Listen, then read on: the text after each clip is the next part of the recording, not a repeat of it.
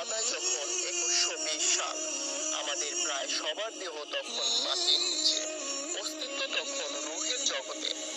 ফেলে যাওয়া আমাদের সুন্দর বাড়িটা হয়তো পরবর্তী প্রজন্ম ভোগ করছে, পছন্দের কাপড়গুলো ব্যাকডেটেড হয়ে গেছে, শখের গাড়িটিও হয়তো অন্য কেউ চালাচ্ছে, আর আমার খুব কম জনই স্মরণ রেখেছে, কেউ বা ভাবেও না। হাতে সময় নেই তাদের, যাদের জন্য সব করতে নিজের জীবন শেষ করে দিয়েছিলাম।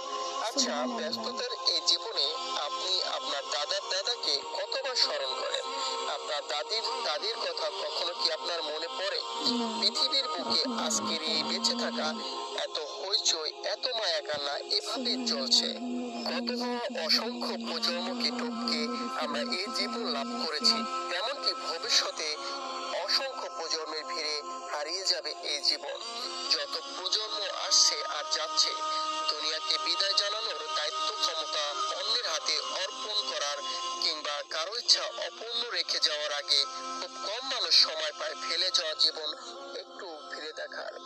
বাস্তবতা হচ্ছে, এই জীবন আমাদের কল্পনার চেয়েও ছোট। 2120 সালে কবরে শুয়ে প্রায় সবাই এই বাস্তবতা উপলব্ধি করতে পারবো। সত্যি দুনিয়াটা কতই না তুচ্ছ ছিল, একই ঘিরে দেখা স্বপ্নগুলো কতই না নগণ্য ছিল। 2120 সালে আমরা অনেকে চাইবো, ইস, যদি জীবনটা মহৎ কিছু দিয়ে উৎসর্গ করতে পারতাম, ইসলামের জন্য, নেক আমল সংগ্রহের জন্য আরো কিছু সময় করতে পারতাম। মৃত্যুর পরও যে কাজগুলো আমাদের উপকার করে যেত, সেগুলোর পেছনে যদি আরো সময় উৎসর্গ করতে পারতাম। ইস, যারা ইসলামের আলোকে জীবন পরিচালিত করেনি, তারা চিৎকার করে কথাগুলো বলবে, কিন্তু কোনো ফল বয়ে আনবে না।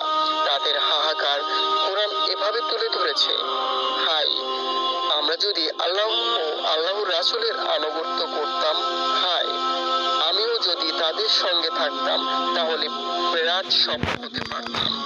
হাই, আমি যদি ওকে বন্ধুরূপে গ্রহণ না করতাম, হে আমার রব, আমাকে ফেরত পাঠান, যাতে আমি সৎ কাজ করতে পারি যা আমি আগে করিনি।